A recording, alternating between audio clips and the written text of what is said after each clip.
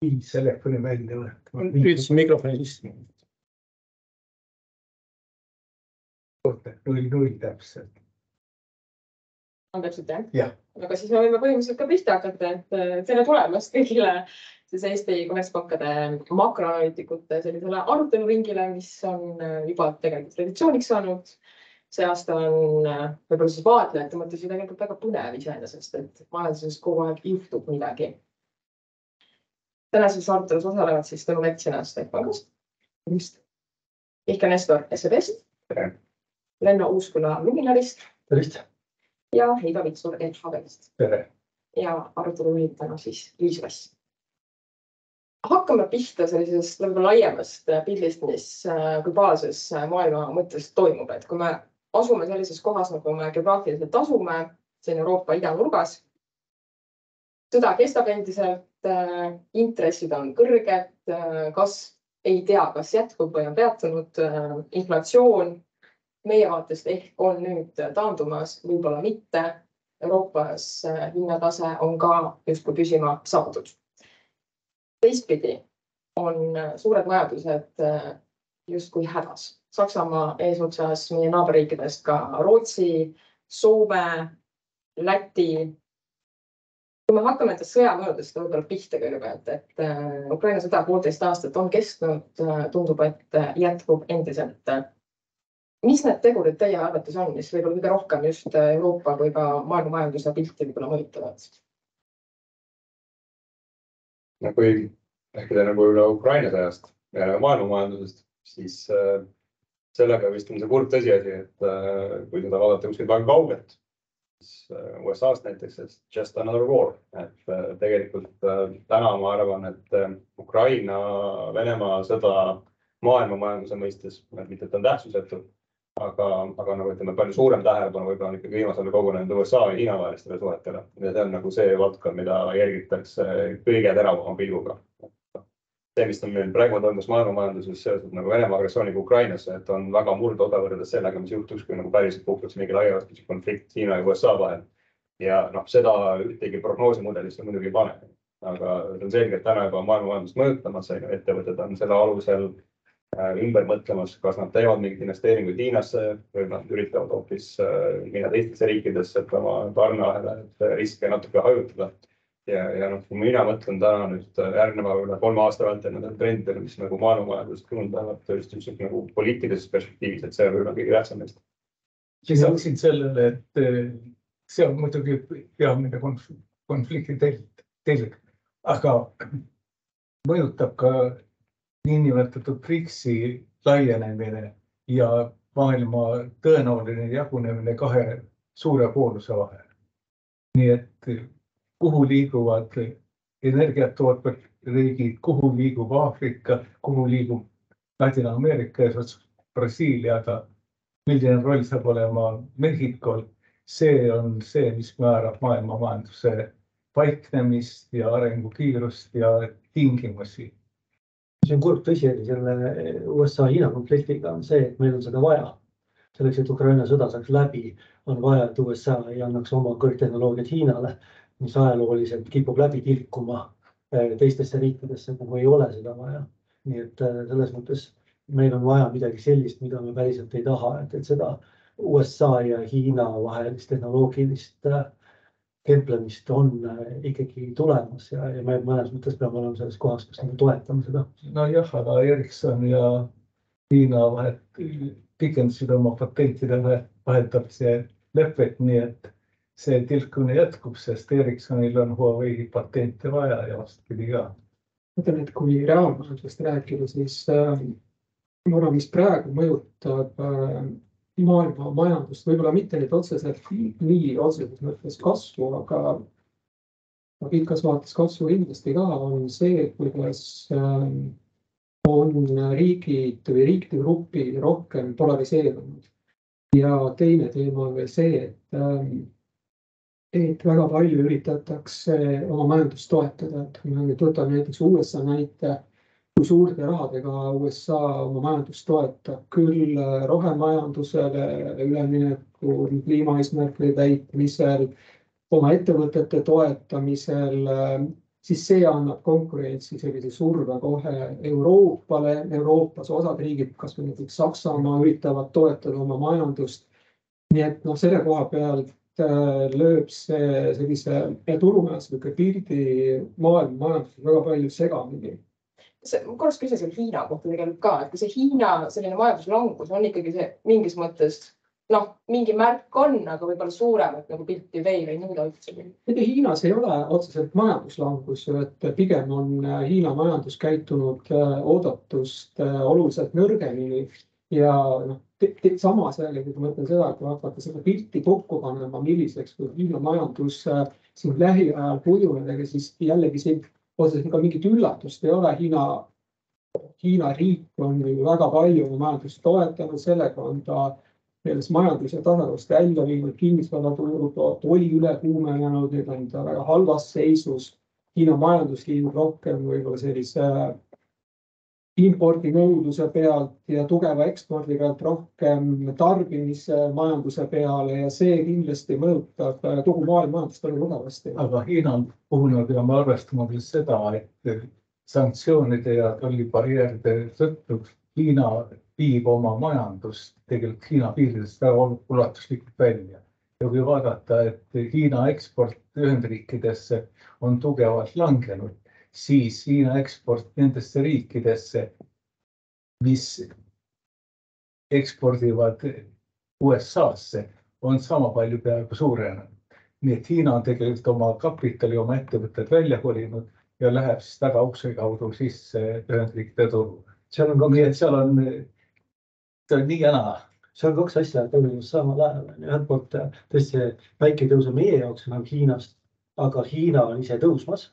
Et ta võtab kontrolli teiste riikide üle, aga teistpidi selle konflikti käigus, samamoodi see iPhone, millest on palju juttu, mida enam Hiinas ei toodetud, on Indias, tähendab seda, et osad tehakse Hiinas valmis, materjal toodetakse kuskil Aasias, toodetakse Hiinasse, tehakse midagi, liigutakse Indiasse ja siis on see India kauba, mis välja jõuab, et see kauba-ahelate teekond on palju pikemaks muutunud, et jah, et see pilt, kui lihtsalt vaatad, et Hiina osatähtsus meie kaubandusest langeb, siis sellest ei saa järeldada, et Hiina tähtsus meie jaoks langeb, et see on natukene liiga vara. See on sama nagu Eestis, et Venemaale kaubandus vähenes, aga Kasahstani kasvas sama palju rohkem. Just oli see uudis, aga kui tulles nüüd võib-olla natuke sealt Hiinast siia poole Euroopasse, siis see sõjaraputus, mis 1,5 aastat tagasi nagu oli Euroopa mõttes kogu see energiakriis, mis alguse sai, et kuivõrd praegu Euroopa sellega kohanenud on, et majanduste vaates on hakkama saadud, on asendusi leitud või? Eks ta on kohanenud, aga sellel on nagu hind, et Saksamaa tööstuse tänane seis on nagu selle ilmekas näide, eks meil on siiamaani mingites tööstusharudes pole need mahud sellised, nagu nad oleksid olnud ilma selle sõjata, eks. Aga jällegi, eriti kui rääkida Saksamaast, ma olen see raputus oli kindlasti vajalik, et see ei ole jätkusuutlik, kui niivõrd palju panustatakse sellele, et on võimalik niivõrd soodsa hinnaga seda energiat importida. Kui see on sinu konkurentsi ja selline suurim eelis, siis tuleks nagu rohkem hajutada. Mõtleme niimoodi, et võib-olla selle mõju Euroopale üks selline võrdlus on, et kui võrdleks inimene saab väga tugeva trauma või surutuse, et ega ta võib ju haigest välja saada. Ja tänaval kõnnida tööd teha, aga see on küsimus, et kui palju ta tegelikult sellest taastunud on, et see tegelikult tegutseb, toimetab, aga igasugusest sellisest suuremast löögist taastumine võtab mõnevõrra aega, et sellepärast, et paljud alternatiivid, mis osade toorainete juures tekkisid Euroopa jaoks, on kohati halvemad, kallimad. Jah, me võime ütelda, et taastunud Euroopa saab olema tugevalt teistsugune, kui ta oli enne ülemöödunud aastat. Nii et taastub küll, aga hoopis teisiti. Pigem ma mõtlen seda, et üks on nagu see Venemaa teema, täna ka kindlasti jõuame selle teema juurde veel on see, et lisaks sellele Venemaa teemale on ju Euroopa või kogu maailma tegelikult ju mõjutama seda üleminek rohelisele majanduse kliimaeesmärkide täitmisel. See on ju täiendav kulu. jah, ja Euroopa on sellest siin vedaja ja püüab kõige kiiremini liikuda. Nii et see tähendab eestmine ja raskusi veel. Ma ei tea, siin selles mõttes, kas ta on eestvedaja või järgijooksja. Kui me räägime elektriautosest, siis on Hiina ees. Kui me räägime päiksepaneelidest, siis on Hiina ees. Me räägime sellest Euroopa konkurentsipositsioonist, et seal on kohad, kus me ei ole võtnud seda liiderrolli võib-olla, mida oodatakse. Siin on kaks asja. Tehnoloogiliselt me oleme järelejooksjad, kuid ambitsioonides oleme kõigi ees, me tahame saada kõige kiiremini roheliseks, kõige kiiremini puhtamaks, kõige kiiremini vabaks, aga jah, teist abi. Ja, kas see on siis nende realistlik eesmärk, kui see on rohkem slogan? See on kallis eesmärk. Ma mõtlen seda, et see on alati nii olnud, et kui riigid sisenevad kriisi või on kriisis, siis pessimism on nii, kui see vaade on nii must tegelikult, et justkui unustatakse ära, et mingil ajal saab see kriis mööda ja ka selle korraga niimoodi. Aga mis see üldpilt, makropilt on Euroopa majandustele vaadates, et kui meil on olnud see koroonakriis, kus kardeti ka väga hullu seisu, tuli sõda, jällegi oli need praegu. Selgelt, kus on olukord parem, on tänu sellele väga heale suvele, kui ka turismisektoris on Lõuna-Euroopa, kus teenussektori osakaal on oluliselt kõrgem. Kuna teenuste järgi on globaalselt nõudlust on rohkem kui kaupade järgi pärast koroonat, et neil on selgelt täna paremini läinud. Ja läheb kehvasti seal, kus siis tööstuse ja ehituse osakaal tähtsus on SKP-st on suurem. Ühes mõttes on see olukorra normaliseerumine. Saksamaa majanduskasv Itaalia omast aastakümme järjest suurem ja üks riik tõuseb, teine langeb, siis see ei saa kesta. Peab järgi tulema, et sellised kohandumised peavad majanduses toimuda. Sellest on väga palju räägitud, et Vahemere riigid on saanud oma majanduskasvu tuge turismisektorist. Samas kui võtta turismi osakaalu majanduse vastu SKP-d, ega see ei ole nüüd kohe nagu mäekõrguselt suurem kui Eestis. Eesti on väike majandus, meil on viimaste aastate kohta võrdlust, meil on kaudne mõju, turismi mõju kuskil 8%, otsene mõju pealt 5%, 5,5%, kui võrrelda näiteks Itaalias on tööstuse osakaal, põllumajanduse osakaal, samuti majanduses üsna tugev. Nii et tegelikult kindlasti see turism on mõjutanud, aga ma kuidagi... Mõjutab ka majanduskasvu numbreid, seda riigi suurust, aga seda majanduskasvu aastast aastast. Märgatab mõju. Eesti sektorid ei anna, siis see annab. Ja Eesti ka ikkagi kannatab selle all, et turistid ei ole päris tagasi. Ei ole veel seda maksegi, mis on... Seda ei ole. Ja kui me enne kasvasime aastast aastasse ja vaadates Tallinna linnas, kuidas hotelle juurde on tulnud ja B&B on selle ajaga tegelikult saanud selleks valdavaks, siis näed seda, kuidas turismiettevõtetele läheb nii hästi. Jah, et ka eratarbimine on kuskil pool SKP-st Eestis, pool SKP-st ja siin enne pandeemiat tuli 11-12% eratarbimisele nagu lisaks tuli mitteresidentide tuludest. Muidugi Eesti inimesed viisid raha välja ka. Aga see netotuluna, mis Eestisse raha toodi, oli positiivne. Et selle koha peal tegelikult Eesti jaoks turism toob rohkem raha sisse, kui me siit meie inimesed välja viivad. Kui nüüd seda praegust aega vaadata, siis väike taastumine toimub, aga mitte tõesti sellisele tasemele kui 2019. Eestist jõuame süvenemalt natuke teisest poolest rääkida. Aga veel kord nendest sõjamõjudest, kas Euroopa riikidest on suudetud ka kuidagi nagu ära kasutada seda? Võib-olla mõni sektor on hoopis võitnud tänu sellele, et on tõesti sõda. Et lihtne loogika ütleb, et ma ei tea, metallitööstus võiks ju, iseenesest relvatööstus võiks areneda. Et kas me tegelikult näeme seda või ne? Me näeme kindlasti ettevõtete ümberpaiknemisi. Ja väga konkreetselt oli sõja alguses IT-ettevõtted, kes tegutsesid Valgevenes, kolisid Leetu koos töötajatega ja sealt sai Leedu majandus päris tugevat tuge ja kinnisvarasektor arenes päris aktiivselt edasi, selle ajal kui meil võitis tempo tegelikult maha. Väga konkreetne sõja mõju ja see reaktsioon Leedu oli valmis kiirelt vastu see keskkond oli. Sõjatööstus on kahtlematult Eestis ka üks nendest valdkondadest, kes on väga tugevad võita. Neil ei sobi hästi rääkida sellest, sest ei ole kombeks ja sõjast kasu saamine tervenisti on selline moraalselt keeruline olukord, samas nad on väga vajalikud meile ja nad on näiteks toetavad Eesti majandust. Ma arvan, et kindlasti selline ettevõtete ütleme selle nagu muutmine oma konjunktuurile sobivamaks toimub, aga see ei saa kiiresti toimuda, et kui see kõige varem, see on vist metallitööstuseks, ega nüüd kohe hakata sõjatööstusele mingeid sisendeid tootma, tasaks jõudab aega, et see ei käi väga kiiresti, et kindlasti see on toimunud, mõju on, aga see ikkagi kui praegu vaadata majandusstruktuuri, siis sõja mõju, ütleme. Euroopa iseenesest ei ole. Euroopa ei ole ja siin kohanemisi on sõjatööstuse tellimused ei ole veel kohale jõudnud, sest see riigiaparaat töötab nii aeglaselt. Kõigepealt ikkagi otsiti ladudest välja vana laskemoon, mis peaaegu et oli juba hapuks minemas, anti see ära, seda oli hea lihtne teha ja nüüd vaadatakse, et me võib-olla peame ikkagi kauem seda tegema, millised on meie varud ja nüüd on siis see hetk, kus riigieelarves nähakse ette, et need kulud suurenevad. Rootsi kohta oli uudis, kuidas nende kaitsekulutused aasta-aastat hakkavad kasvama, peavad kahekordistuvad. Arendustegevus võtab veel rohkem aega ja kuigi palju ei ole mõtet vanad toodangut tänapäeva sõja jaoks juurde toota.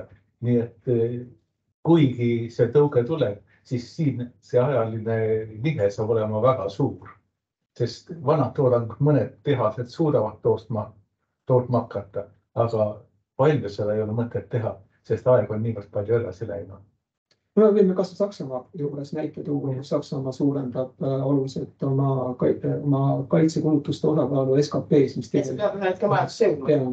See tähendab investeeringuid, nii nagu Eestiski. Selles mõttes on Saksamaa põnev, et ta on nagu range eelarvepoliitikaga riik, kes tahab hoida oma kulutusi kontrolli all, aga kõik, mis puudutab kaitse-eelarvet ja kõik, mis puudutab rohelist üleminekut, on tõstetud väljapoole seda ranget piiri, sellepärast, et need on selgelt investeeringud järgmiste põlvkondade jaoks ja selle puhul ei vaadata seda kulu täpselt samamoodi, nagu on tervishoiu kulu igapäevaselt. Ei saagi, sest see on tulevikku suunatud kulu ja tulevikku suunatud raha. See ei saa siin ütelda, et see oleks nagu elamine tulevaste põlvkondade arvel. See on just kulutusi tehakse nende jaoks. See on nagu oskuslikult tehtud, et kui USA-s kuuleme seda, kuidas võlapiiri liigutatakse, siis Saksamaa on mõnes mõttes nagu välja tõstnud, et nad ei pea iga kord uuesti seda valu läbi käima. Aga sama asi on. Nemad panevad lihtsalt lükkavad võlapiiri, sakslased tõstavad välja, aga eesmärk on sama. Ja tegelikult rahaliselt maksab sama välja. Ja loomulikult, et see on ka nüüd Eesti perspektiiv, et kuidas vaadata neid Eesti numbreid. Aga kui vaadata nüüd ette talvele, kui me oleme septembris, suvi on läbi, loodetavasti on valmistutud, mis saab võib-olla gaasi ja energiahindadest sel talvel üldse Euroopa kontekstis? Eks nende energiahindade prognoosimine alati on selline tänamatu töö, et öeldakse, et praegu hind on natuke rohkem, et tegelikult on väga raske hinnatada, sest et räägime nagu tegurites, mis mõjutab, et ilmselgelt täna kellelt on valmistatud, et meil on kõik mahutid on gaasi täis, sõlmitud uusi tarnelepinguid, aga laiemas rasvus ikkagi viimast kindlasti see, kui peaks tulema nagu ootamatult külm talv, siis see muidugi mõjub energiahindasid tõstvalt. Teisalt täna, kui me räägime naftast, et on põnevad koosmõjud, et tootjad siin Saudi Araabia eeskõige on tootmismahtusid vähendanud. Samal ajal me teame, et Hiina vist 40% maailma kogu nafta tarbimisest, et Hiina majandus ei ole päris sellises seisus nagu aasta alguses. Et kus see tasakaalupunkt täna kujuneb, neid prognoose tehakse, et hinnaga on umbes praegune hinnatase ja püsima võib-olla natuke peale, aga tegelikkuses ma arvan, seda variatiivsust võib olla väga palju, mis siis tegelikult jutub.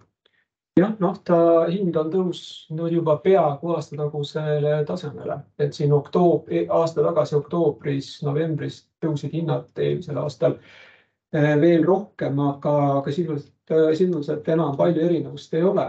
Aga kui vaadata maagaasi futuure või ka nafta prognoose, turude prognoose, siis maagaasi futuurid näitavad siin sügis küttehooajaks kerget niisugust tõusu, aga mitte olulist, aga see on ka selline, et siin võib. Aga see on see koht, minu arust on väga ilusti näidanud, et need futuurid ei näita mitte midagi, et on näidanud seda eelmist tõusu ja siis, kui olid hinnad kõrged, siis futuurid näitasid lõpmatult kõrgeid hindu. Aga selliseid ootamatusi me ei oskagi ju tegelikult ette näha, sest kui nagu praegu mõelda, millised ootamatused võiksid tulla, et maagaasi hinnad viskaksid samale tasemele nagu aasta tagasi või et siis mis need olla võiksid praegu, et ilma muutus. Ilma muutus nii suurt muudatust ei tooks kaasa. Kui tuleb Euroopas keskelt läbi 5 kraadi külmem talv, siis on nüüd viskab hinnad üles. Jääb ta +/-2, ei juhtu midagi. Pigem prognoosite, et on selline võib-olla leebem olukord kui eelmine. Ja siis on leebem. See energiaprobleemi tipp oli ju enne talve. Ja ta oli sellepärast keeruline, see augusti gaasi hind oli keeruline sellepärast, et Euroopa Liidus kõik riigid korraga hakkasid üksteise võidu teineteiselt ära ostma seda gaasi. Euroopa Liit unustas ära, et on koordinatsiooni probleem, et nüüd kõik mindi ostke, aga nüüdki kohta ei olnud, kus osta, loomulikult see hind läheb selle ette üles, sest see on selline nagu puhas. COVID-i vaktsiinidega osteti rohkem kui vaja ja oli paanikalik. Aga tehti selline rumalus. See oli puhas rumalus, et teatakse, kui palju neid laevu on, ei ole mõtet minna kõik korraga seda laeva üle ostma. Tulemus on see, et sa maksad lihtsalt rohkem ja see kogus on ikkagi täpselt samasugune. Et kui selliseid vigu tuleb jälle, et kui see talv tuleb külm ja siis Euroopa Komisjon ütleb, et minge ja ostke, kus te saate, siis me võime näha väga kõrgeid hindu. Muidu me teame seda, et ta on ikkagi asendatav. Siin Tallinna küttesüsteem kasutas muid alternatiivseid variante ja tegelikult valitsus andis eriloa, et võib kasutada neid, mis on mustemad, pruunimad ja makse ei pea maksma mingi aja jooksul.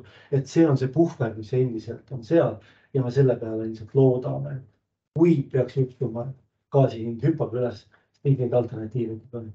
Ma mõtlen, et tegelikult ikkagi praegu kui vaadata Euroopat, et kui energiahinnad peaksid tõusma, kas nüüd päris sellisele tasemele nagu olid aasta tagasi, aga väga kõrgele tasemele, võrreldavale tasemele aasta tagasi, siis see oleks tegelikult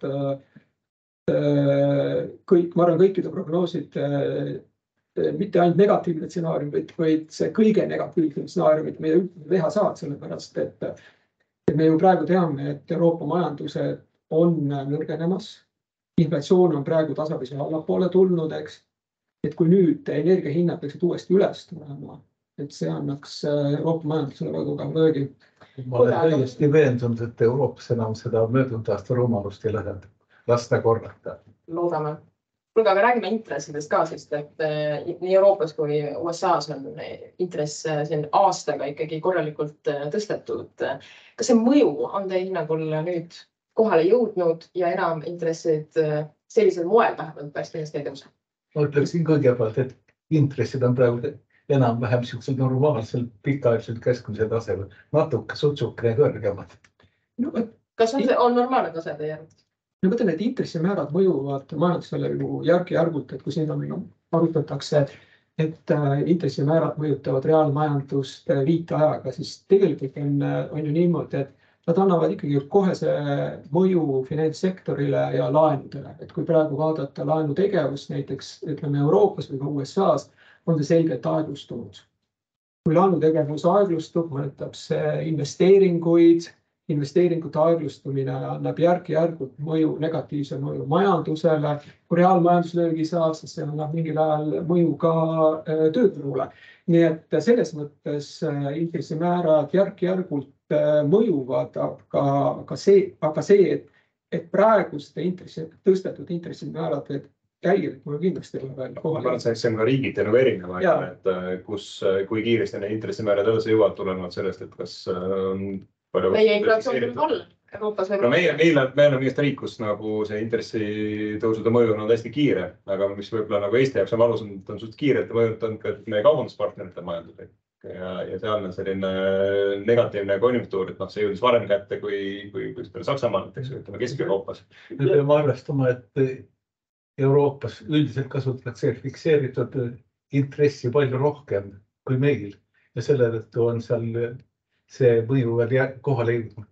See mõju on selles mõttes trikiga, et kui on tõesti sellel, kellel on laen, see ei tunne midagi nagu Saksa kodulaenu klient, see ei tunne veel mitte midagi, sellepärast et tema intress on kõik need aastad fikseeritud, siis just nende uute lepingute puhul, kus täpselt samamoodi fikseeritakse seda intressi pikalt.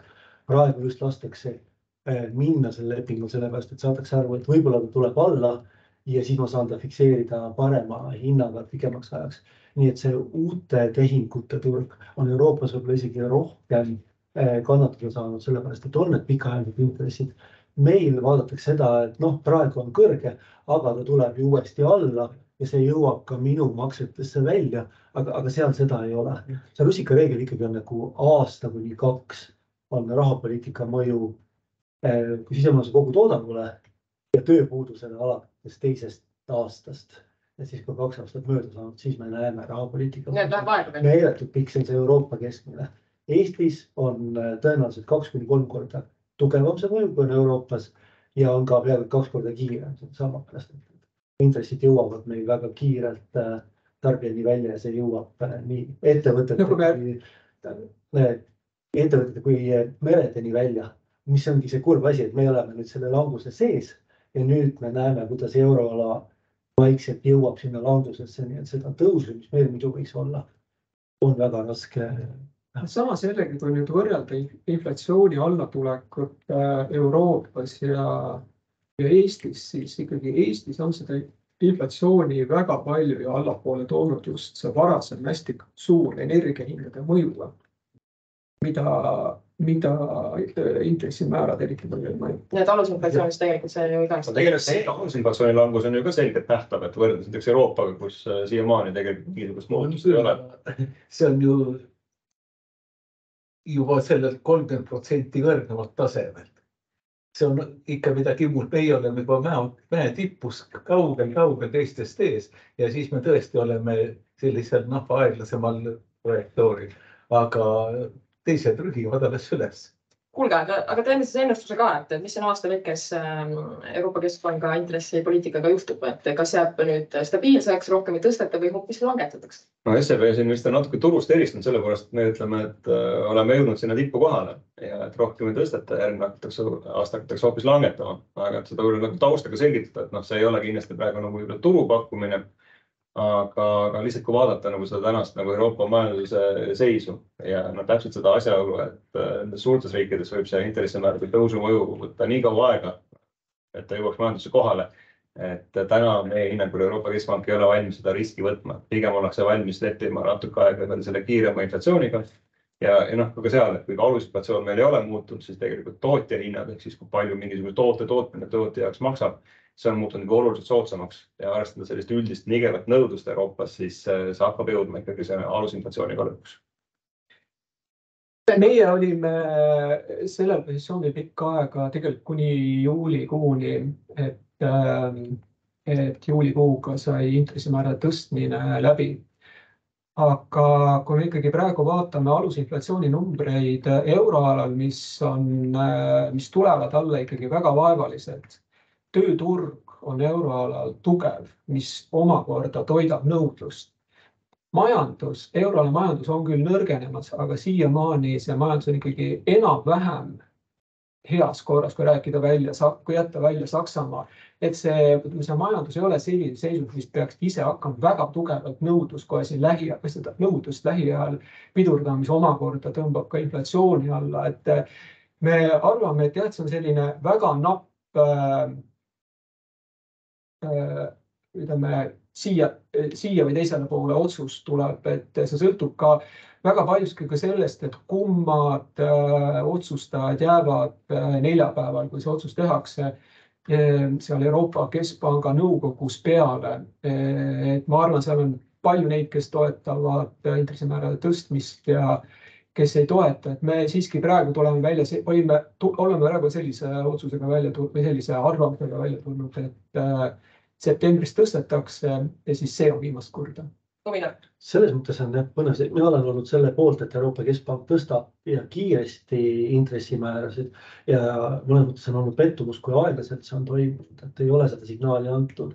et tõesti keskpank soovib inflatsiooniga võidelda, siis juba esimest korda peale suve ma olen selles situatsioonis, kui ma olen samamoodi nagu see keskpanga nõukogu, homme siin otsustame, et nagu 50-50, tegelikult ei ole selge, kas inflatsioon on pealine probleem või meil on majanduse seis pealine probleem. Et kui kogustes me ei näe veel tegelikult suurt langust, kindlustunde langus on olnud väga suur ja kui räägid ettevõtjatega, siis väga paljud ütlevad, et nad tegelevad natuke sellise paanikamüügiga juba, et kust iganes on võimalik raha kätte saada selleks, et ettevõtet vee peal hoida. Et kui nüüd sealt Frankfurdi tornist paistab rohkem see inflatsiooni probleem, siis nad tõstavad. Aga kui nad saavad aru, et see majandus võib olla juba palju nõrgem ja mõeldes selle eelnevatele, ja see Itaalia majandus on vastupidi heas seisus on ju, et need nõrgad majandused on just Põhjamaades, kus rollid on vahetunud. Et kui nad vaatavad seda kindlustunde poolt, siis nad võivad väga lihtsalt otsustada, et me seekord ei tõsta, vaatame, mis saab.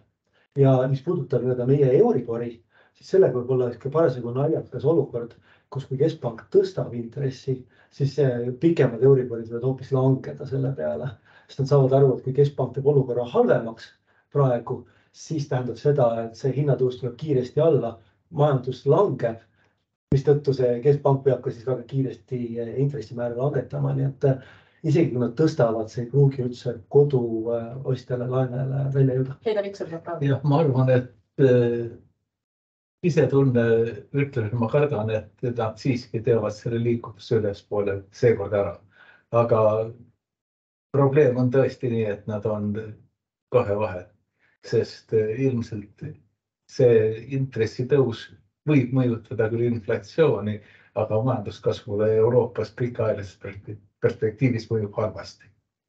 Kuulda, aga räägime nüüd Eesti majandusest ka natukene siis lähemalt, et mis olukorras me nagu oleme. Et kui me siin 6 kvartalit järjest majanduslangus olnud, esimene kvartal 3,7, teine kvartal 2,9, inflatsioon seal kuskil 4,3-4,5 juures, tööturu olukord 50+ 000 töötut. Mis see pilt paistab teile? Mis positsioonis on võib-olla Eesti majandus võrreldes meie naabritega näiteks siin? Kui vaadata praegu esimese poolaasta SKP langus on 3,3%. Pool sellest langusest tuleb energia tootmisest. No hästi, kui me võtame energia tootmise välja, elektri ja sooja tootmise, ega siis see tugev langus jääb alles, mis näitab seda, et ikkagi see ülejäänud majanduse halb pilt ikkagi jääb ikkagi alles, et selle koha pealt Eesti majandus on tõesti käitunud Euroopas kõige halvemini. Muidugi, kui siia kõrvale panna ka kindlustunde näitajad, on meil kindlustunde näitajad samuti ühed halvemad. Kui siia kõrvale panna näiteks tööstusettevõtete hinnang selle kohta, et kui palju ebapiisav nõudlus piirab nende äritegevust, on see samuti üks kõrgemaid, siin vähemalt meie lähiriikidega võrreldes. Nii et see olukord on üldpildis halb, aga ta on ka suhteliselt selline, ta on ka ebaühtlane. Et eelkõige see paistab küll SKP-st välja, on pihta saanud siin ju meil ehitus ja töötlev tööstus. Töötleva tööstusega on selles mõttes põnev, et toodangut on palju vähem kui oli aasta tagasi, aga hõive on jätkuvalt kõrge, mis tähendab seda, et me räägime viiendikest inimest, kes ei tee mitte midagi päevast päeva. Et see on meeletu kasutamata ressurss. See koht, kui me suudame need inimesed uuesti rakendada, siis sealt on meil uuesti seda majanduskasvu oodata, et meil seda rahvastik muidu kahaneb ja noori on vähe, aga samas meil on olemas ettevõtetes kasutamata ressurss, keda oleks võimalik Ongi ju küsimus, kui kaua ettevõtjad, ma pean silmas just eeskätt puidusektorit, metalli ja siis elektriseadmete tootjad, kus on see eksport langenud kõige rohkem, kui kaua nad suudavad veel neid inimesi palgal hoida. See on väga olulise tähtsusega mis tahes asja jaoks, nii jaekäibe kui ka elamuehituse ja kodulaenude tasumise võimekuse jaoks. Eks ikka nagu võib-olla minu jaoks nagu määrav mure nüüd saabuski juulikuuses, Et kui me nagu majanduslangused oleme tegutsenud siin juba väga pikemat aega ja justkui midagi erilist ei juhtunud, et siis alates juulist meil tegelikult on hakanud töötajate arv Eestis vähenema. Et see töötuni kulminatsioon on saanud ja Heidoga täiesti nõus, et hästi põnev on nagu näha, et kaua siis ollakse valmis neid inimesi nagu alles hoidma ja kuna see mind on ennast ka nii väga huvitanud, et olen siin ettevõtjatega sellel teemal vestelnud. Ja mis sealt nagu läbi kumab on see, et ikka kõigil on väga valusalt meeles koroonakriis, mis väga suureks kriisiks ei osutunudki, kus siis nagu 3 kuud hiljem oli koondatud töötajad vaja uuesti värvata, aga 30% kõrgema palgaga. Ja kõigil on ikkagi lootus sellele, et varsti hakkab paremaks minema ja siis läheb ju väga heaks. Et hoitakse osa töötajad kuskil miinimumpalga peale. Ja absoluutselt kõiki meetmeid selleks kasutatakse ja tegelikult ju see kasumipuhver varasematest perioodidest on hästi tugev. Et seda vastupanuvõimet, ma arvan, on seal päris palju ja veel hästi palju on räägitud sellest, kuidas puidutööstus ja ehitusmaterjalide tootjad on suuresti raskustes nagu Põhjamaade tõttu, et seal ikkagi need suured tootjad on suutnud seda ette näha, et nad teadsid, et ühel hetkel ma ei saa panustada ainult Rootsi turu peale ja on proovinud nagu võimalikult siis oma turgusid hajutada, et jah, nad loomulikult saavad ka sellest Rootsist pihta, aga kui meil on siin räägime, et Rootsi elamuehitus on kuskil 60% kukkunud, et see ei tähenda siis, et selle ettevõtte mahud kukuvad 60%, et võib-olla kukuvad ainult 30%, võib-olla kukuvad 25%. Mis aitaks seda Eesti tervikuna siis ettevõtlussektori konkurentsivõimet ikkagi tõsta praegu, et kui ettevõtjad kurdavad siin, tõsi küll tööstussektoris, et energiahinnad on võrreldes Põhjamaadegagi palju kõrgemad ja neil on raske. Ma arvan, et siin ei ole probleem ainult energiahindades, vaid üleüldises väga kiires hinnataseme tõusus, et kui me võrdleme näiteks töötlevustööstuse tootjahindade kasvu ja samuti ka ekspordihindade kasvu, siis meie lähiriikidega ega see on üks kõrgemate hulgas, mis on nagu viimase 2 aasta jooksul need hinnad liikunud. Et siin jällegi hinnad saavad tõusta ka paljuski siis, kui sisenõudlus toetab. Teisest küljest jällegi, kuna meil töötlev tööstus ju ekspordib 2/3 oma käibest, siis on ta ju vastamisi kogu aeg ka välisturuga. Ja selle koha pealt see eksportiv töötleva tööstuse ettevõtte ei saa ka väga palju hindu tõsta, kui ta ei taha konkurentsist välja kukkuda. Ja kui me paneme veel juurde siia Rootsi krooni odavnemise euro suhtes, siis on topeltraskus meie eksportivale tööstusele, mis eksportib Rootsi. Aga suures plaanis minu jaoks Eesti töötlev on selline murelaps olnud on ju aastad, et kui me vaatame üldse meie tööstuse konkurentsivõimet, on väga eripärane Euroopa mõistes. Et kui me üldiselt võtame igas riigis tööstuskapitali mahukas sektor, et osad kaalu nagu SKP-st annab ta suurema panuse, kui ta tegelikult tööhõivest võtab, siis Eestis on teisu vastupidine. Saame sealt SKP-st vist umbes 15%, tööhõivest kuskil 18%. Ehk siis me paneme sinna sisse väga palju töötunde ja saame sealt liiga vähe raha selle eest. Iseenesest sellised kriisid võiksid nagu seda sektorit puhastada, aga ma ei ole nüüd kindel, et see praegune nagu teravik just suunatud seda puidutööstust ja mööblitööstust on see õige koht. Sest et tegemist seal, kui ma mõtlen ettevõtete peale, on päris tublid tegijad. Et ühel päeval, kui see Põhjamaade turg taastub, et ma ikka väga loodan, et nemad peavad selle nagu kriisi vastu ja suudavad siis selle võrra enam nagu müüa, et seda tühimikku seal täita. Aga laias laastus ma arvan, et selline, ma räägin üldse Eesti konkurentsivõimest, Eesti tööstuse konkurentsivõimest, et see on selline nagu selleks, et läheks paremaks, peab minema natuke halvemaks. Ja see on pikaajaline küsimus, aga euroalal ju tööstus ei kasva, et see on vastupidi selline puhastaneeru. Eestis on tööstus ikkagi aasta-aastalt kasvanud, tööstustoodangu maht on kasvanud, et selles mõttes on liigutud õiges suunas ja loomulikult need madala lisaväärtusega valdkonnad tuleb lihtsalt kinni panna ja osalt mööblitootmine on ka see, kus ongi õige viia. Eestis me tegelikult mööblitööstust 5-10 aasta pärast võib-olla ei näegi. On spetsiifiline, et lihtsalt see, et me siin toodame midagi laminaatplaadist, midagi väga lihtsalt, et see tegevus sellel ei ole jumet nagu pikalt. Ja tööstuses on väga suur osa on niinimetatud rätsepatööl, mis ei ole väga hästi robotiseeritav ega mehhaniseeritav, vaid nõuab just inimeste olemasolu. Aga see on rätsepatöö, kui palju selleks tellimust on ja mis ajal ja kuhu. ja küsimus, et kas seda rätsepatööd saab teha nüüd masinatega. Kas saab teha? Muidu detailid sisuliselt nüüd juba valmivad ikkagi tervenisti arvutis. Arvuti mõtleb selle kuju välja ja lõikab välja ja see inimene ei ole seal. Siin on vaja väga suurt investeeringut, et seesama, et võtame kas või treppide tegemine. See on arvutitööks muutunud.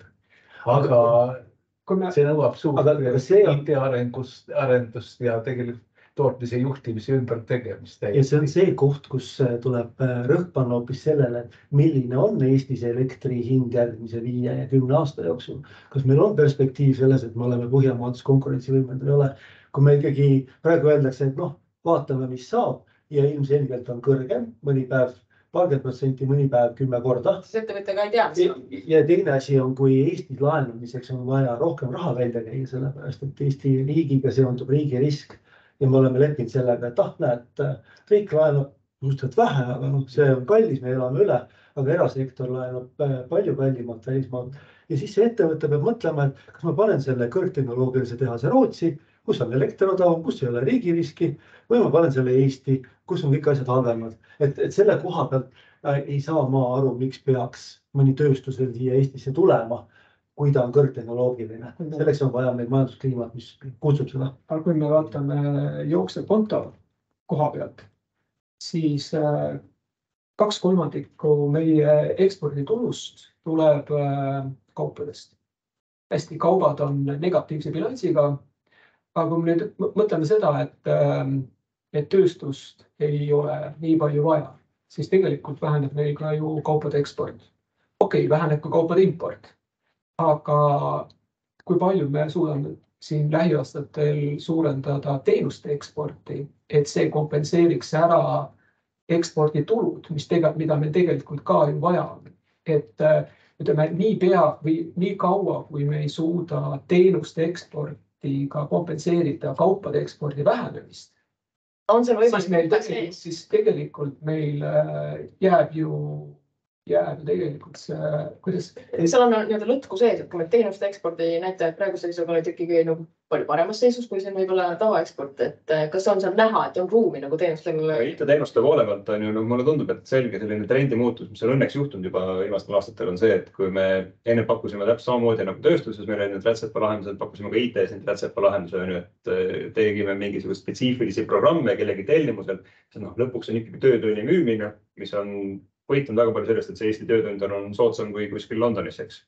Aga just see viimaste aastate muutus, et meil on ikkagi mingite suurte tehnoloogiafirmade arenduskeskused jõudnud Eestisse, kes suudavad oma toodet kuidagi skaleerida ja see väärtusahel on palju pikem, mis enda käes hoitakse. Et see on nagu selline hästi märgiline muutus ja minul on nagu usku, et see jääb siin nagu kestma ja läheb edasi. Teenuste eksport on ikkagi Eesti majanduse edulugu, et see on samamoodi Lätis-Leedus väga tugev edulugu, aga Eesti isegi paistab Läti-Leedu kõrval positiivset silma. Ja siin on tegelikult ainult aja küsimus, millal teenuste eksport jõuab kauba ekspordile järgi. See võib siin paari aastaga juhtuda, arvestades neid trende, mida siin praegu näeme. Läti-Leedu võib-olla nagu on vastupidist Eestil teinud panusega nagu alles kohta, et nemad on hästi palju neid teenuskeskusid proovinud enda juurde meelitada, et siin pakkuda selliseid soodsaid raamatupidamisteenuseid Põhjamaadesse. Et Eestis on seda palju vähem ja seda on kohati kritiseeritud, et näete, kui edukad on nende teenuskeskuste ülemeelitamisel, aga see äri lõpeb ka paari aasta pärast ära, sest et palgatasemed konvergeeruvad, seda pole mõtet selle enam pidada. Meie oleme panustanud pigem sellesse IT-tehnoloogia valdkonda ja ma arvan, et see kannab Eesti majandust nagu pikas plaanis paremini. Selle täpsustusega, kui me ei mängi maha oma haridussüsteemis võimalust valida inimesi nii, et nad läheksid IT-sektorisse tööle ja oleks seal loobisvõimelised. Nii et see on üks väga selline raske punkt. Ma ei tea, mis õpetajaid on vaja, kuid meil on vaja koolides alates võib-olla lasteaiast hakata loovust õpetama. Muidu IT-sektoris me ilma ei tee. Aga selles on põnev, et IT-sektorist räägime, et on vaja loovust ja me tõenäoliselt ei räägi enam sellest, et on vaja konkreetselt programmeerijat. Et on vähe rohkem seda inimest, kes välja mõtleb selle toote ja kes suudab selle et jah, selles mõttes, et kui me räägime IT-arengust, me ei räägi enam alati IT-töötajatest konkreetselt. Ma igal juhul. Aga mõlemad on vaja, nii et ilma ei saa. Et mina olen IT-sektori liiga suureks, kiiresti liiga suureks kasvanud suhtes väga ettevaatlik. Ma tean, et meil on väga suured ambitsioonid, lootused, et Eestis IT-sektori osakaal, IT-sektori osakaal see sektor hakkab majandust üha rohkem mõjutama. See sektor on nii kiiresti kasvanud viimastel aastatel, küll mitte viimastel kvartalitel enam, aga ma olen... Aga see on ka oluline, mida me selle IT all mõtleme, et jah, ma olen nagu programmeerimisteenuste puhul oleks kindlasti nõus sellega, aga kui ma mõtlen nende tehnoloogiaettevõtete peale, tegutsevad täiesti erisegmentides, et majanduslikus mõistes nad ei ole omavahel seal mingit korrelatsiooni. Et pigem on see lihtsalt viis, kuidas tänapäeval äri tehakse, et selliste tehnoloogiaettevõtete osakaalu suurenemine minu jaoks ei ole otseselt probleem. See on minu jaoks probleem sellega, et on nagu startupid ja ükssarvikud, et kus makstakse loterii palka. Et sa saad aastaid hiljem teada, kas su töö on tasustatud või mitte. See, kui sa töötad 5 aastat ja siis läheb veel 5 aastat mööda, selgub, et... No nad on ausalt päris hästi. Need, kes saavad, nendel on hästi, aga need, kes ei saa, neil ei ole hästi. Ja natuke tekib selline Hollandi haiguse efekt, et nende kinnisvara Tallinna kesklinnas läheb liiga kalliks selleks, et tavaline inimene saaks seda omada. Et selline ükssarvikute promomine on natukene ohtlik, et pigem sellised normaalsed ettevõtted. Me juba juhtsime seda tehnoloogiasektorisse ka ja IT-sektorisse. Ma küsin korraks, et kuna siin tegelikult on olnud ju koondamisväine ka Eestis, et mis sai alguse võib-olla USA-st, kui me nüüd lugesime uudistest, kuidas seal suured tehnoloogiahiiud koondavad inimesi ja ka Eestis ju IT-sektoris on inimesi omajagu koondatud. Kas see on mingisugune võnge, mis on USA-st tulnud või see tegelikult on siin kohapealne? Eks see kahtlemata nagu intressiväärendest tingitud on ju, et lihtsalt see rahastamisvõimalused pole enam nii lihtsalt, kui need olid vanasti. Aga suures plaanis ma jällegi arvan, et iga sektor vajab sellist enesepuhastamist. Et selline, see oli ka nagu võib-olla liialt, mis sinna vahepeal see raha hulk, mis sinna suunati. Et ma arvan, et kokkuvõttes teeb selle sektori olasakaalu olukorra paremaks, kuna need ettevõtted, kes päriselt on kasuvõimelised, suudavad neid samu töötajaid värvata ja võidavad sellest võib-olla rohkem, kui need juba surnud sündinud projektid, kes enam rahastust ei saa. Aga see on ikka seotud üldise konjunktuuriga, sest IT-sektor töötab ju mitte õhku, vaid siiski reaalmajanduse jaoks nii nimetatud, et muude teenuste ja muude kaubatootmise ettevõtete tarvis. Ja kui neil läheb halvasti, või nendel, kes toodavad käega katsutavaid asju või tarbitavaid asju vahetult, läheb halvasti, siis IT-sektor kaotab tööd. Ja kui me võtame iduettevõtted, siis iduettevõtete kasv selle aasta esimesel poolaastal kukkus küll. Iduettevõtete käive kasvas ikkagi päris korralikult jooksevhindades. Võrreldes eelmise aastaga ta aeglustus oluliselt. Aga selle üheks põhjuseks on ka see, et raskem on välisinvesteeringud kaasata ja iduettevõtted paljud on sellise väga tugeva kasvu asemel hakanud tegelema rohkem efektiivsuse ja kasumlikkusega. Et samuti ettevõtted on väga erinevad, et kui me võtame siin osad tehnoloogia ettevõtted, siis seal on käived jätkuvalt väga suured, samas on mõned näited, kes tõesti on sunnitud koondama. Kui me koondamiste juurde jõudsime ka, siis tööturu seis praegu, mis te prognoosite, kui palju pankrotte me võib-olla veel selle aasta sees, uue aasta alguses Eestis näeme? Ma tahaks loota, et pankrottideni asi nagu jõuab. Kindlasti jõuab selle mõttes, et keegi läheb kindlasti pankrotti, aga et suudetakse ikkagi neid otsuseid teha nagu varem, kui asi niivõrd karmiks läheb. Aga see, et ei ole pankrotti tähendab, et pole massilist koondamist, eks. Ja mulle tundub, et puidusektoris ja selles mööblisektoris, et see praegune optimism on tore, aga lihtsalt elu näitab seda, et nõudluse taastumine võtab liigalt kaua aega, et seda näidatakse. Puidusektorist, me räägime palju puidusektorist, et kui töötlevtööstus on 15%, puidutööstus, töötlevustööstus on kuskil pealt 20%, tähendab seda, et puidusektori osakaal majanduses on pealt 3%. Et ta mõjub, aga me peaksime rääkima ikkagi natukene laiemalt ainult puidusektorist, et töötluse määr järk-järgult suureneb, aga meie oma viimases prognoosis ikkagi jäime selle juurde, et see töötuse määr ei tõuse sellise, ütleme sellise väga muret tekitava tasemeni. Mis muret tekitav määr on? No ma mõtlen, me arvame, et ta ikkagi, kui me räägime nüüd selle tööjõu uuringu järgi tehtud töötust, et võib-olla ta jääb, ütleme, selline peal 7%, et praegu on küll registreeritud töötus juba üle 7%. Aga me peaks seda arvestama, et meil on tööhõive ju erakordselt kõrge.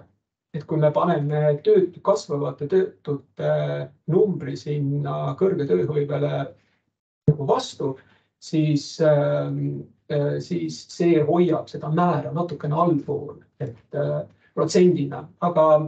Aga ütleme, need on nüüd ainult numbrid, et kui ma mõtlen tööturu olukorda kui sellist, siis kindlasti siin lähikuudel see olukord läheb halvemaks. Aga meie oleme prognoosinud seal kuskil pealt 7% tööpuudust. Sellist majanduse kukkumist praegu ei prognoosi keegi, isegi prognoos, mis täna välja tuli, on päris negatiivne Eesti tuleviku osas, ikkagi näeb sellist nagu samm-sammulist halvenemist, nii kuidas need ettevõtted siis kohanevad ja on sunnitud kinni panema. Selles mõttes uudiseid igapäevaselt. Tähendab seda, et kui need töötajaid tuleb turule aeglaselt, tööotsijaid, siis on teised ettevõtted päris heas positsioonis, et nüüd uuesti töötajad leiavad. Töötajad, kellel on tegelikult spetsiifiline võib-olla väljaõppe ka, et kuhu nad siis siirduvad? No, seal on selles mõttes natukene laiem, et sa ikkagi saad minna teise tehasesse tööle, teise tüüpi valdkonda, et me siin Narvas räägime sellest uuest magnetitehasest, et need on inimesed, kes ikkagi tulevad sinna tööle ja õpetatakse koha peal välja. Ja me ei räägi siin kaevurist andmekaevuri tegemiseks, aga samm-sammult niimoodi, et sa natukene igat ühte liigutad, jõuabki see inimene lõppkokkuvõttes rohkem sinna teenussektorisse välja. Teine asi on see, et noori on väga vähe. Kuna noori tuleb väga vähe peale neid uusi inimesi sinna tööturule, siis töötajate puudus on kogu aeg ettevõtetel tervenisti nii suur, et seda tööpuuduse osa ei tule. Me räägime iduettevõtetest, kes vähem palkavad või vallandavad, nad lihtsalt ei too välismaalt töötajaid siia, need väiksed lähevad ära. Samamoodi see ei jõua Eesti tööpuudusesse välja. Meil on siin 7 ja 8% järgmise aasta jaoks. Tuleb veel arvestada seda, et Eestis on küllalt palju renditööjõudu, niinimetatud renditööjõudu. Ja Eesti majandus, olgu ükskõik mis sektor, on küllalt palju sellist abitööjõudu. Ja abitööjõud tegelikult ei ole välja õppinud, ta õpib välja 1 päevaga. Nii et on küllalt mobiilne. Nii et kuivõrd kõige kergemini loobutakse renditööjõust, siis kohalikul tööjõuturul väga raskeks kindlasti meil sel aastal ei lähe. Oi, seal on väga palju, seal on kõige rohkem renditööjõudu. Aga need samad võib-olla Soome ehitajad, kui Soomel läheb ka kehvasti, et tulevad tagasi kodumaale ja siis tekib jälle mingi. Registreeritud töötus siis on kõige rohkem inimesi registreeritud töötute hulgas klienditeenindajad ja kaubandustöötajad, see on ehitusest tulnud. Siis on tegelikult panna kokku erinevad töötleva tööstuse sektorid, ka sealt on tulnud. Aga ma mõtlen selle töötuse peale ka seda, et töötuse määra mõjutab ju palju ka see, milline on majanduse jooksevhindades kasv. Kui me räägime ikka majandusest tavast, me räägime püsivhindades, praegu mis on languses. Aga ega me ju ei prognoosi jooksevhindades langust. Et jooksevhindades kasv küll jääb siin lähiaastatel sellisest pikaajalisest keskmisest allapoole, aga selline 5-6% jooksevhindades kasv ikkagi jääb. Mis tegelikult tähendab seda, et lisandväärtus, kui selline kasvab. Nüüd teine asi muidugi, kui palju see kasumit mõjutab, aga iseenesest nominaalset kasvu või nominaalset SKP-d me ei näe ju siin lähiaastatel languses. See, mis on vaidnud ikkagi töötajaid ka ettevõtete juures, on reaalpalga langus. Et see suhe lõpphinna ja palga omavaheline proportsioon on ikkagi päris tugevalt liikunud ja see teeb ettevõttele töötaja hoidmise suhteliselt odavaks. Ja ta on olnud odav ja ta on jätkuvalt odav isegi siis, kui palgad kasvavad. See on nüüd see koht, kus ikkagi on seda puhvrit Eesti majanduses veel olemas. Nüüd, kui see reaalpalk hakkab tõusma ja sellepärast, et hinnatõus hakkab läbi saama täielikult ja palgad endiselt jätkavad 10-12% kasvu võib-olla siin natukene aega ja järgmisel aastal maha. Vaat see on see koht, kus ettevõte peab otsustama, et kuidas ma siis tõstan selle töötaja palka.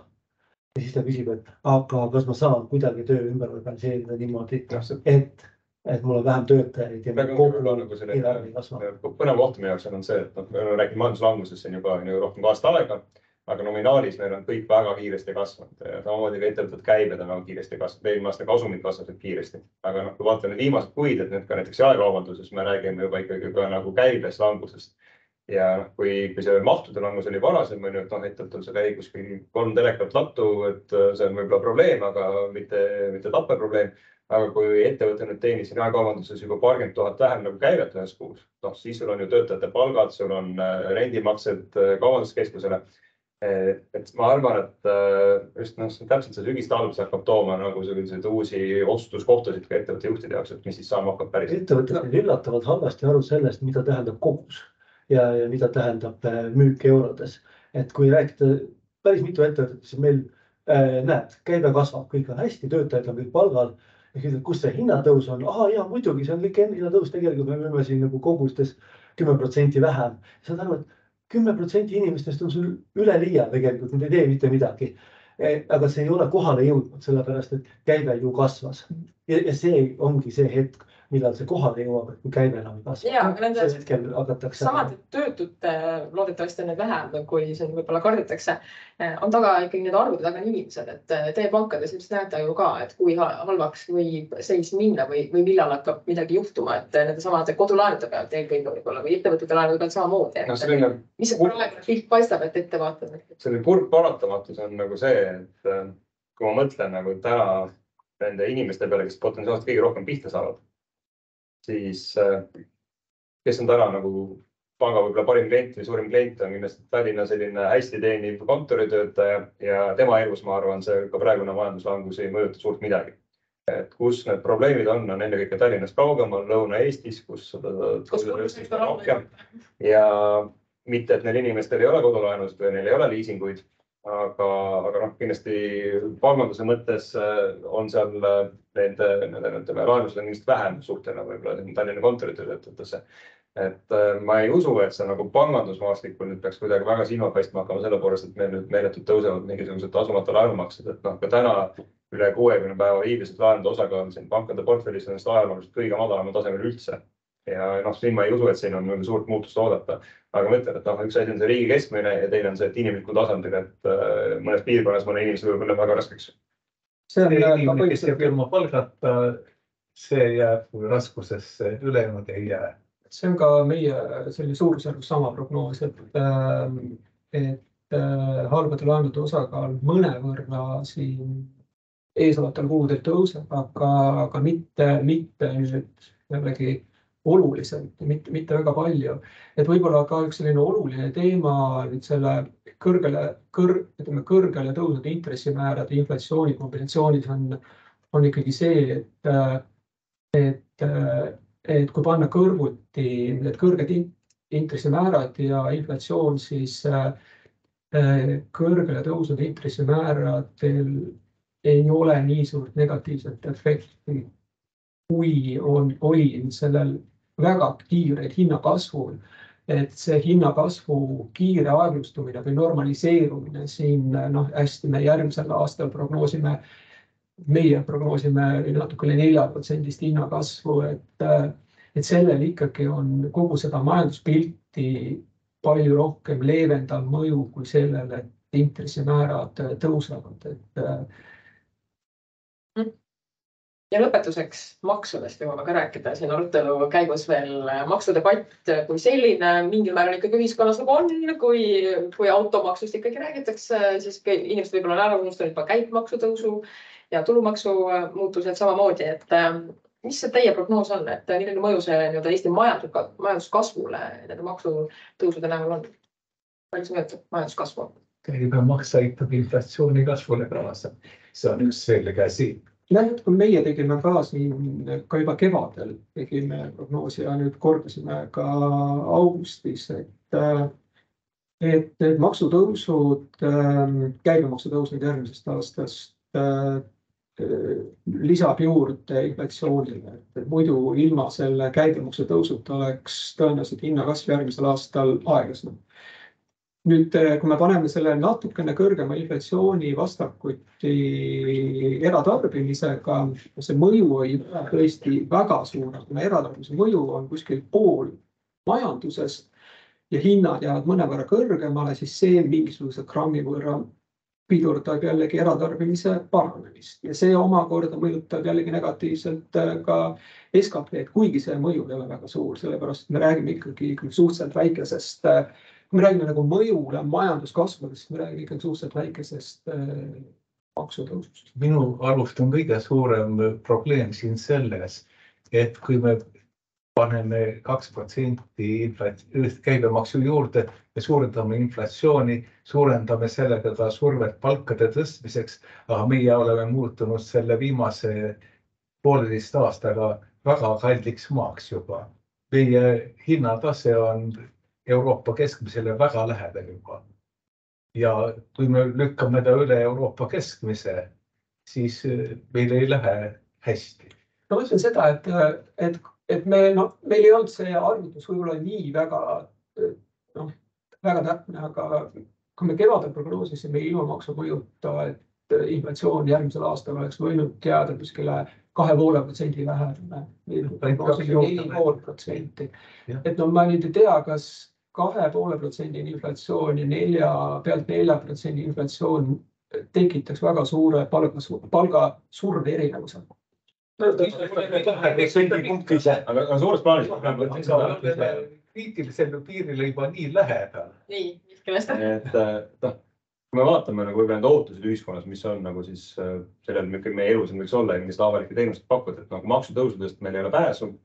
Ma arvan, et kui nüüd siin ükskõik kes meist oleks pidanud need tõusud ette võtma, et me oleks selle natuke teistmoodi teinud, et need jaotuslikud efektid ei oleks sellised, nagu nad lõpuks on. Aga suures pildis maksutõusust pääsumised ei olnud. Maksutõusuga on üks keeruline asi, maksumäärad tõusevad, aga maksukoormus ei tõuse. Et meil vahepeal maksukoormus langes ja nüüd me liigume uuesti tagasi selle endisele maksukoormusele. Meil on väga palju töötajaid, kes ei maksa enam makse. Kui me vaatame kõiki kullereid, siis nad on sisuliselt täitsa maksustamata tööjõumaksuga, mis meil nagu vanasti oli. See on see koht, kus me nüüd peame hakkama tõstma maksumäärasid nendel, kellel me saame, sellepärast, et me osa majandusest oleme jätnud maksustamata.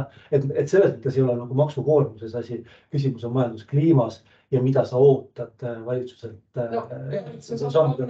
Mõistes riigieelarvet koostama ja tegelikult ei ole veel selge, kas võib-olla on see üks maks veel õhus, mis puudutab pankade kasumi maksustamist. Mis teie hinnang on, et mis mõju võiks olla Eesti majandusele, Eesti pangandussektorile, kui see tõepoolest võiks ka Eestis tulla pangandusmaks? No pangad on maksnud avansilist tulumaksu 14%, see otsus on tehtud, tõstetakse 18% peale. Nii et see otsus on juba sisult ära tehtud. Teine teema on ka see, et kui mõistlik on eristada sektoreid maksustamisel, majandussektoreid. Kusjuures me teame, et nii nagu on mittefinantsettevõtetel siin 2021. aastal, 2022. aasta esimeses pooles need erakorraliselt suured kasumid, nende kasv on järsult aeglustunud, sama toimub ka pankadega. Pankade praegused suured kasumid on ajutised, nii et mind häirib kõige rohkem see, et siin see toimub ju printsiibid. Teil läheb hästi ja nüüd maksustame ja ei ole põhimõtet, millest võiks pidevalt jälgida.